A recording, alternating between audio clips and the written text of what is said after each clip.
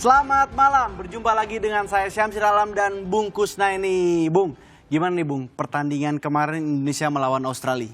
Tentunya bukan hasil yang kita inginkan dan juga bukan permainan yang ingin kita lihat. Betul. Tapi masih ada peluang, masih ada harapan karena kita masih punya 3 pertandingan. Tetap masih ada harapan ya? Masih ada harapan. Oke Bung, jadi lebih lengkapnya kita bahas timnas Indonesia dan persiapannya melawan Bahrain bersama Audrey dan Cing Abdel. Aduh, Waduh, sedih dia banget. bahaya banget, udah mulai kayaknya mau menggantikan kita nih. Iya. Apa kabar, Ala? Halo Mas. Baik. Ya. Baik, yakin Bung Baik, dan ya. Sayanya Salam. baik, tapi hati saya agak ya sedih lah. Kalau take away? Karena bungkus. Bungkus ini bungkus naik nih. Oh, bungkus naik, Sama oke. sepak bola, bukannya bungkus bawa pulang. Take away itu ya. Iya, take away bungkus. Ya. Oke. Timnas Indonesia sudah mulai berlatih nih jelang melawan Bahrain pada 25 Maret. Ini pelatihan perdana ya bungkus dari Mas Syamsir ya. Nah, kekalahan telak melawan Australia harus jadi pelajaran ya Cing agar bisa tampil lebih terengginas lagi di sisa pertandingan kualifikasi Piala Dunia. Usai kalah telak 5-1 dari Australia, peluang timnas lolos otomatis ke Piala Dunia kian berat. Jika ingin menjaga asa ke Piala Dunia, JIZES dan kawan-kawan harus memaksimalkan 3 pertandingan sisa kontra Bahrain, Tiongkok, dan Jepang. Para penggawa timnas pada Sabtu sore sudah mulai berlatih di Stadion Madia Senayan dalam persiapan melawan Bahrain 25 Maret nanti. Sebelumnya pelatih timnas Patrick Kluivert berjanji melakukan analisa menyeluruh untuk menghadapi Bahrain. Well, the positivity is that we kept on going, and the spirit in the team will always be there. You guys don't see the spirit what we have in the team. We will react. We will react absolutely against Bahrain, but now we have to digest first this defeat and you know.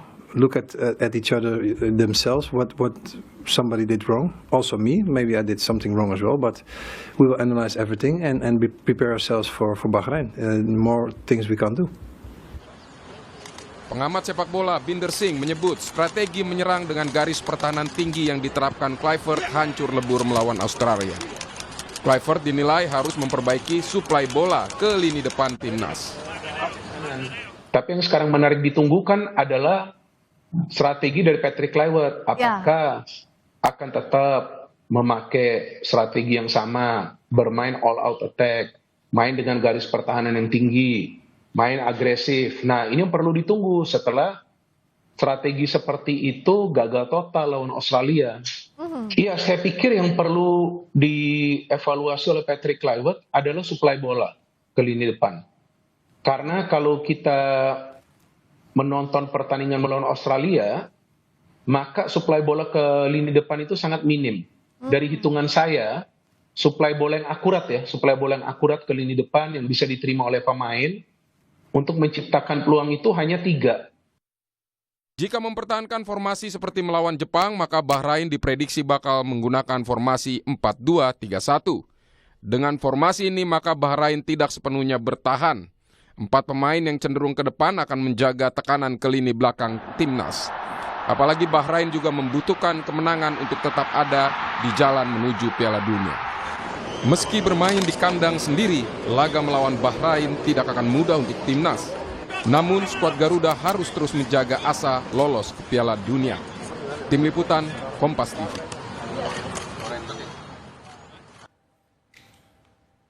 Iya, itu tadi kita melihat bagaimana review kemarin ya pada saat pertandingan. Nah, sebenarnya menjadi pertanyaan, haruskah kita menerapkan gaya ofensif lagi nih nanti lawan Bahrain? Jadi kalau cara pelatih menentukan game plan itu tentu kewenangan pelatih berdasarkan review terhadap kebugaran pemain, kesiapan pemain, itu biasanya last minute. Tapi persoalannya kemudian, apapun strategi yang dipilih oleh pelatih, game plan-nya itu harus konsisten diterapkan di lapangan. Tim ini belum matang, karena itu kalau pelatih gampang berubah, nanti pemain bingung. Nah, itu yang terjadi di pertandingan pertama. Karena itu saya berharap kali ini Coach Patrick Kluivert lebih fokus dengan game plan yang disiapkan di awal, dilatih betul selama masa persiapan yang sekarang lebih panjang kan. Ada latihan 3 hari, itu dilatih betul, dan nanti saat pertandingan kalau bisa fokus dulu, sabar dulu. Game plan di awal nggak berkembang tuh nggak apa-apa, tapi harus komit pelatih.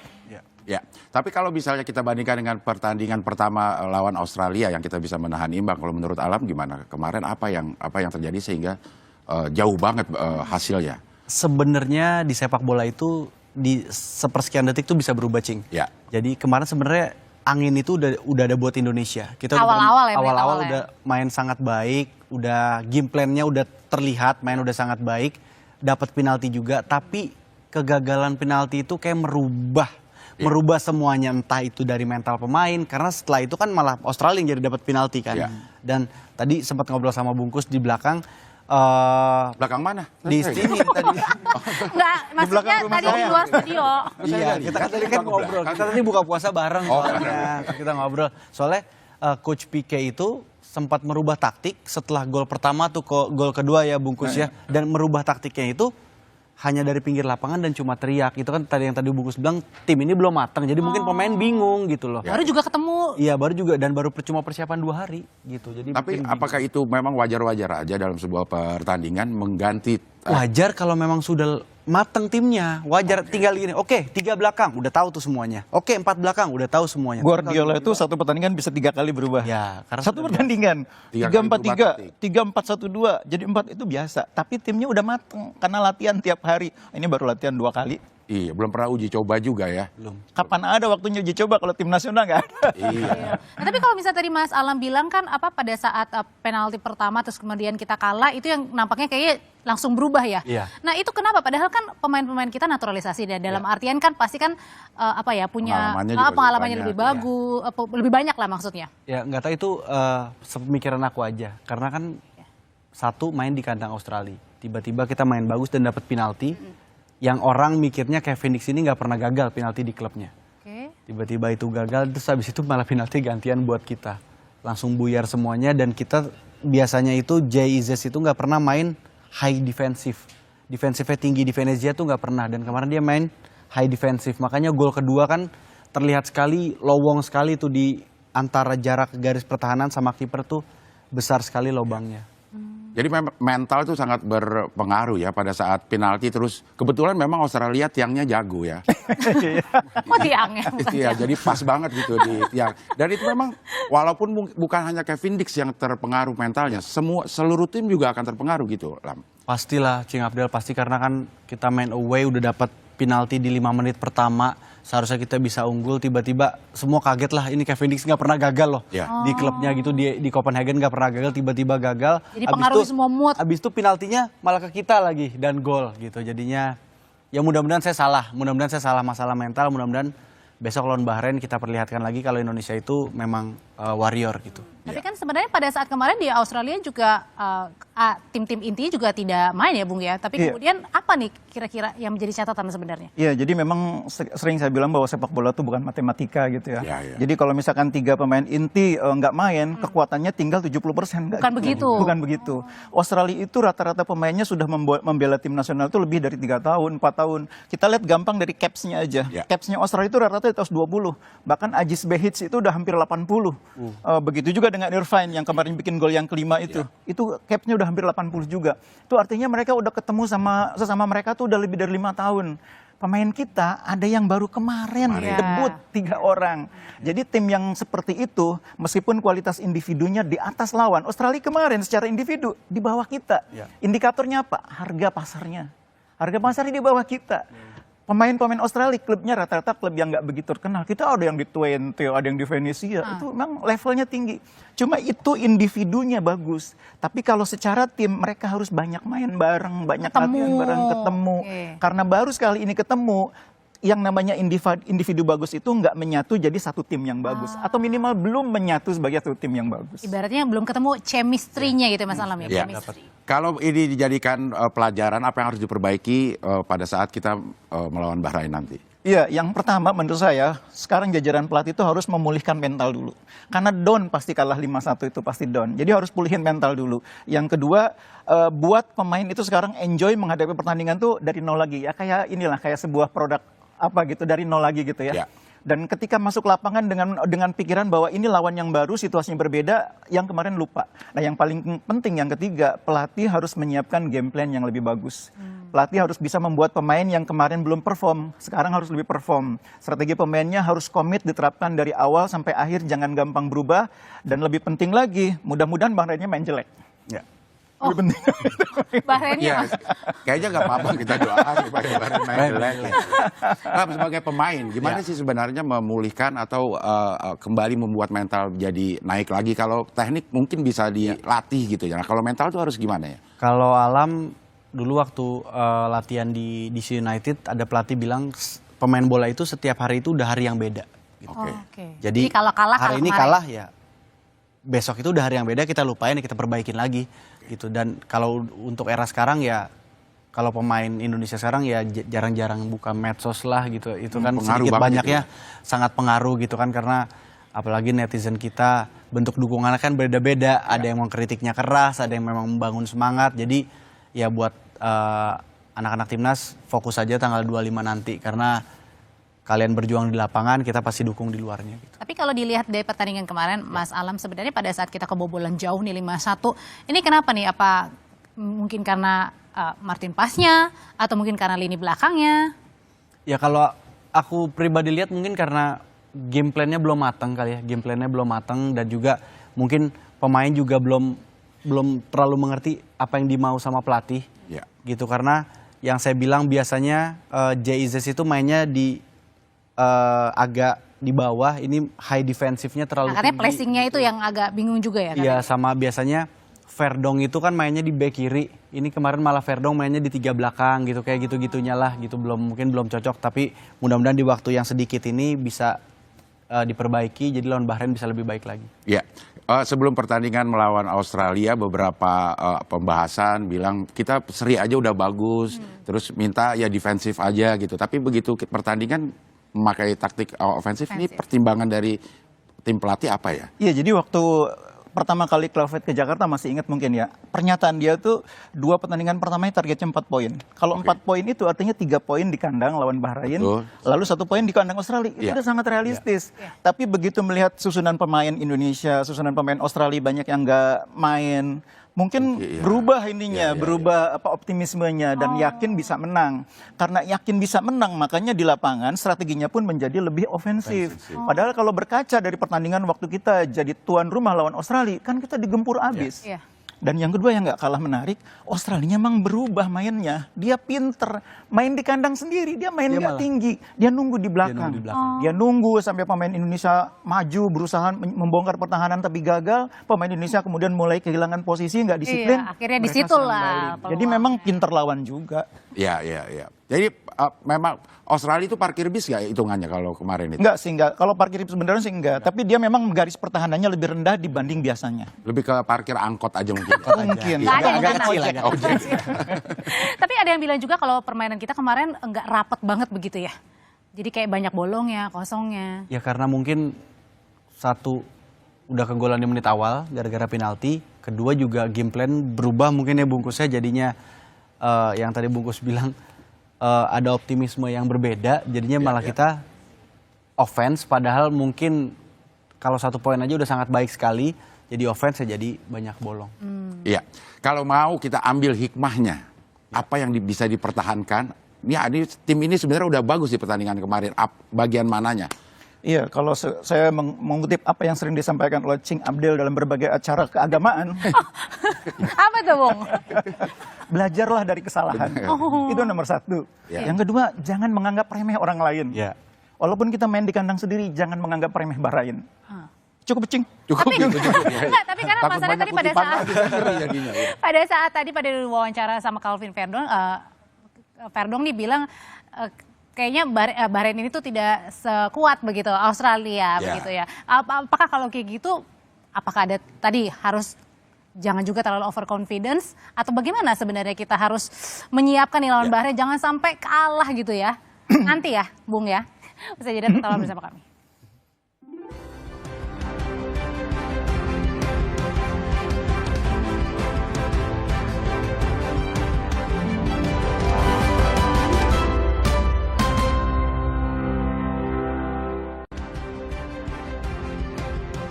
Kembali kembali lagi di Sapa Indonesia Malam Akhir Pekan. Nah, pertanyaannya kalau misalnya melawan Bahrain, apa yang perlu diubah formasinya kah? Jangan 4-3-3? Atau pemainnya yang harus diganti? Atau gimana menurut? Atau ya? Ya, atau. Nah, Sebelum itu sebetulnya kita harus paham dulu Bahrain itu siapa. Gitu kan. Bahrain itu kemarin melawan Jepang, kalahnya susah loh. Kalah 2-0 memang. bagus, ya. Kalahnya susah. Defense-nya bagus, mainnya disiplin, dan kualitasnya rata. Mengapa mereka mainnya disiplin, mainnya kesamanya bagus? Karena mereka cuma dari 3 klub besar. Al-Muharraq, Al-Rifa, dan Al-Holdia. 3 pemain depan itu yang panggil kan ada 4 orang. Ya. 3 itu dari klub Al-Holdia. Artinya kerjasama udah Udah main sangat sama-sama. bagus. Udah main sama-sama, Jadi hati-hati, Bahrain ini bukan tim yang gampang dikalahkan. Oke, dan jangan dipandang sebelah mata ya karena ini. Nah, itu tadi pesan Cing Abdel kan. Iya. yang dikutip. Ya. Mudah-mudahan hujan karena Bahrain takut sama hujan. Kenapa? Bahrain. Oh iya, bah hujan gitu maksudnya. Oh iya. Maaf ya. Komedi sedikit. Komedi sedikit. Oke, ini di belakang kita ya, Cing ya? Ya. Ada apa, Cing?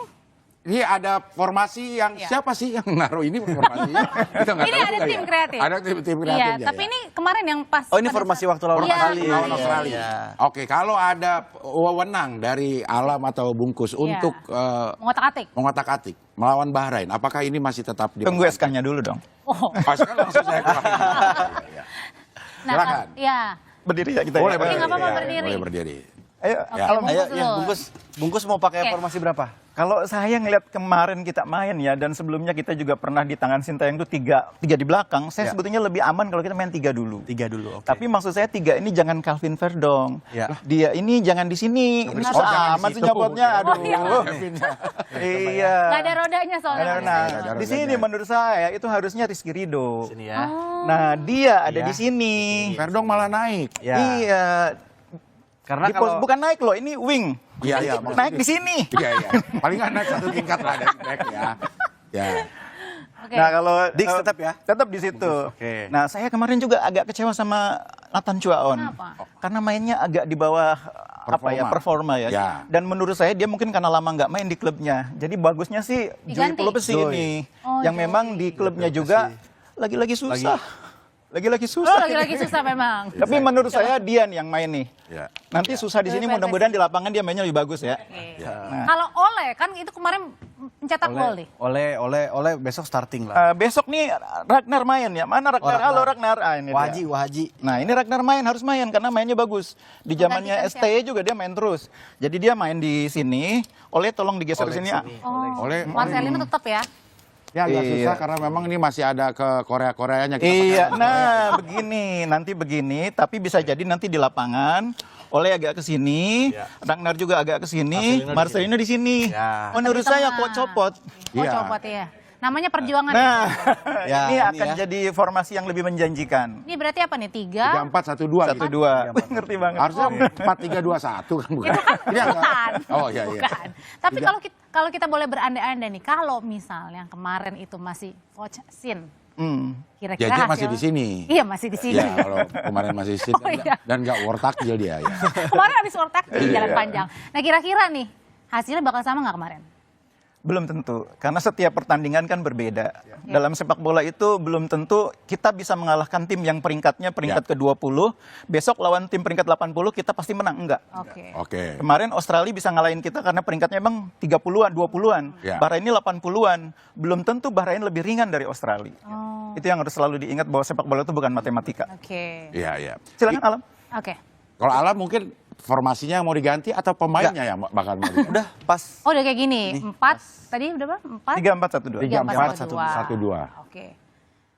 Ya ini pertahanannya tidak beresiko dengan Tidak, karena Kevin Dix akan membantu ketika diserang akan jadi 5-2-1-2 bisa atau 5-3-2 jadi bisa. Karena Kevin Dix pasti turun. Karena Kevin Dix sama Verdong endurance-nya bagus jadi mereka bisa Naik turunnya dari pertahanan ke lini depan itu kuat mereka. Oke. Ya.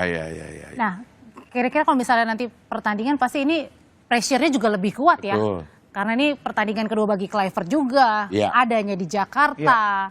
jadi tuan rumah mendapat Jadi tuan dukungan rumah. yang besar dari pendukung. Apalagi itu- lawan Bahrain kan ya, masih Iya, ada luka. bisa, Sold out juga Iya, kan iya. tiketnya. Ujian terbesar itu besok itu mental ya. Ujian terbesarnya karena sekarang ini pressure-nya kita nggak boleh kalah. Bahkan kita dituntut untuk menang, untuk mengembalikan kepercayaan masyarakat. Imbang tuh nggak ada juga ya? Imbang itu di mata masyarakat sekarang udah nggak Nggak ada bisa. gitu dalam list mereka menang karena mereka kemarin agak kecewa jadi harus diyakinkan dengan kemenangan. Nah itu bagi pemain pressure.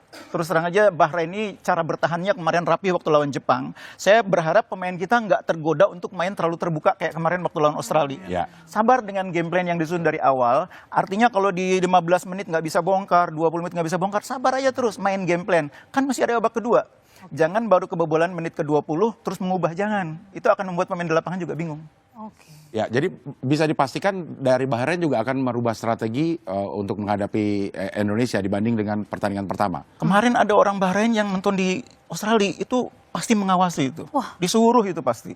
Disuruh lihat pemain Indonesia Ada dan mata-mata berarti ya? Iya, terus Melihat bikin ini. laporan pasti. Dan mungkin mereka belajar dari cara Australia melawan Indonesia. Oh, oke. Iya, iya, iya. Dan berarti artinya kita nggak boleh dengan cara yang sama juga dong, karena kan sudah dilihat juga sama Bahrain kan? Menurut saya besok di home pasti kita juga akan menyerang sih. Oh, Tapi harus hati-hati juga. Lebih seimbang ya. Ya, tapi lebih harus seimbang. hati-hati juga. boleh Tapi duduk harus juga hati-hati. Mas Al. Oh iya, boleh duduk. Oh iya. Capek juga berdiri. Iya capek ya.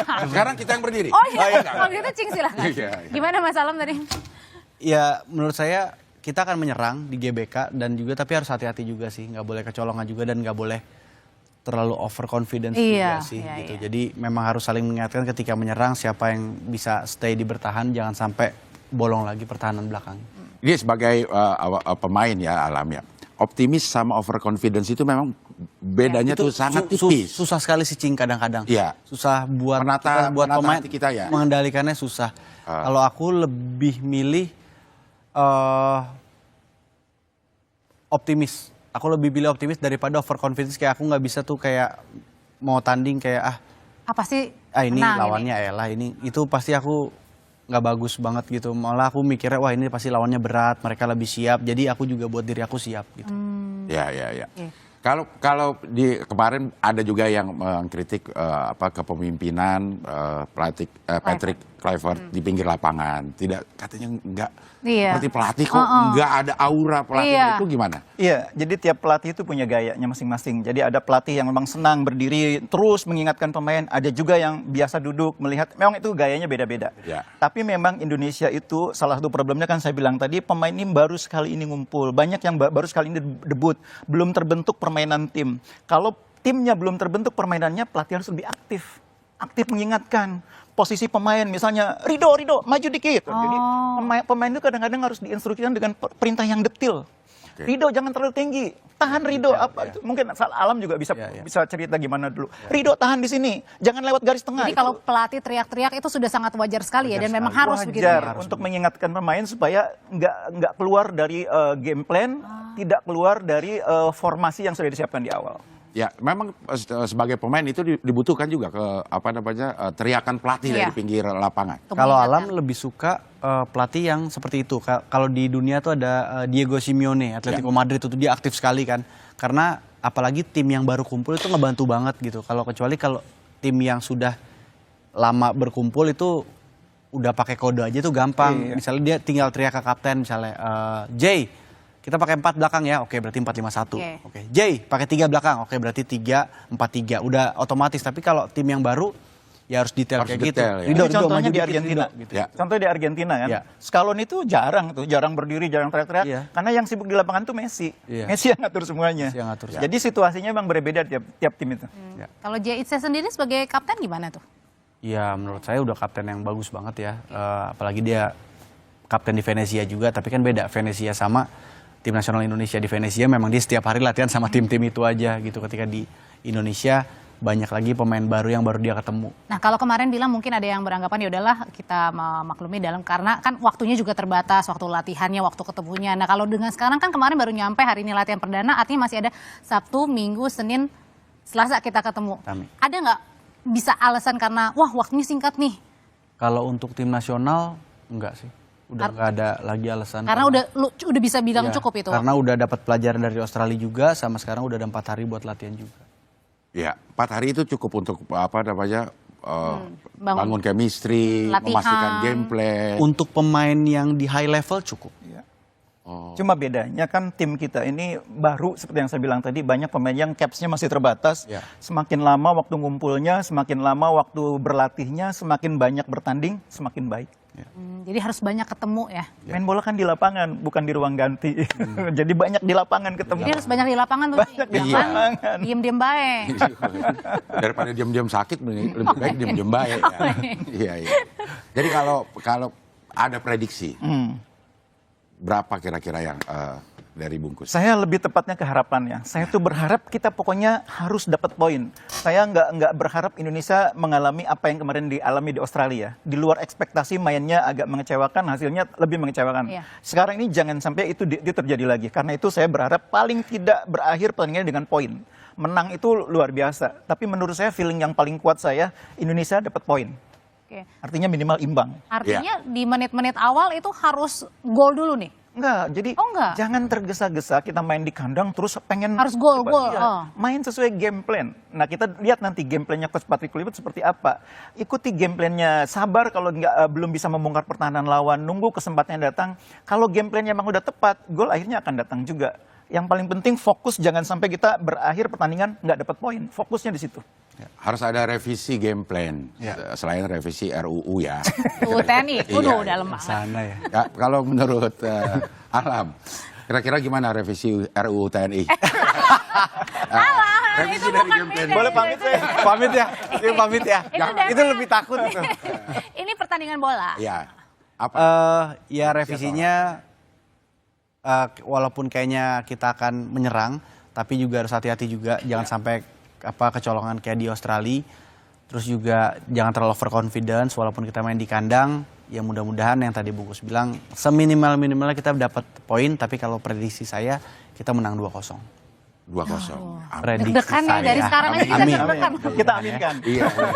Kalau kansnya, kalau kita seri deh, Iya. karena ini hasil Iya. minimal yang kita Iya, ingin. iya. Kalau Nah, kita seri, gimana masih ada ke kans depannya? untuk- Iya, jadi kita sekarang menurut saya sudah sangat sulit untuk lolos langsung sebagai peringkat kedua. Kalau Ya. peringkat pertama tuh Karena kita di 4 ya Iya, sekarang hampir ya. pasti Jepang itu. Ya. Hampir pasti Jepang. Nah, yang kedua kemungkinan Australia. Ya. Apalagi mereka sekarang sudah bounce back. 5 pertandingan cuma sekali menang, kemarin menang gede lagi. Pasti mereka sisa berikutnya Oke. akan. Nah, sekarang kita fokus dapat 3-4 supaya lolos putaran keempat. Yang tiga ini siapa? Arab ya? Iya, ketiga Arab. Caranya mengalahkan Bahrain, mengalahkan China. Atau minimal 4 poin dari Bahrain dan China. Kalau kita bisa dapat 4 poin di Jepang, oke lah kita kalah. Kita masih bisa ada di posisi keempat dengan 10 poin. 3 atau 4. Karena Bahrain itu masih akan ketemu lawan-lawan yang juga bersaing di posisi 4. Lawan Arab mereka nanti. Habis itu lawan China juga. Mereka akan saling bunuh.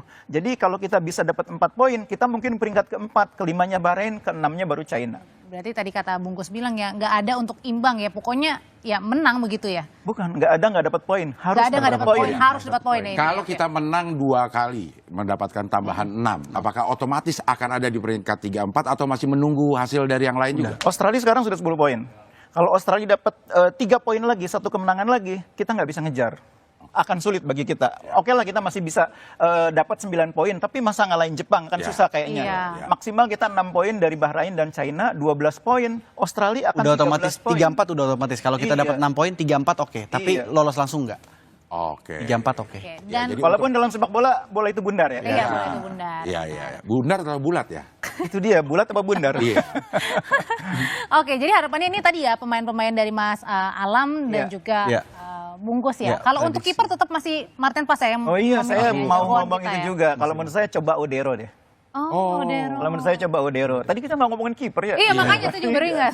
Ada Audero nggak di sini? Ada. Ada. di sini. Ada ya. Emil. Oh, Saya harus Bisa dicoba ya. coba ya. Karena kemarin kiper yang nggak apa-apa habis nih coba pas di Bahrain. Nggak apa-apa, karena Nggak apa-apa. kiper yang habis kebobolan banyak itu juga biasanya agak down. Iya. Ini kesempatan kalau mau ganti kiper ya memang Ya sekarang. sekarang. Iya, iya, iya. Oke, terima kasih. Terima kasih, Bungkus. Terima kasih. Terima kasih. Terima Bungkus, Mas kasih. Alam. Kita deg-degan banget dengerinnya gimana ya. Antara prediksi dan harapan susah digabungin ya. Iya, iya. Apalagi doa ya. Benar, iya, iya.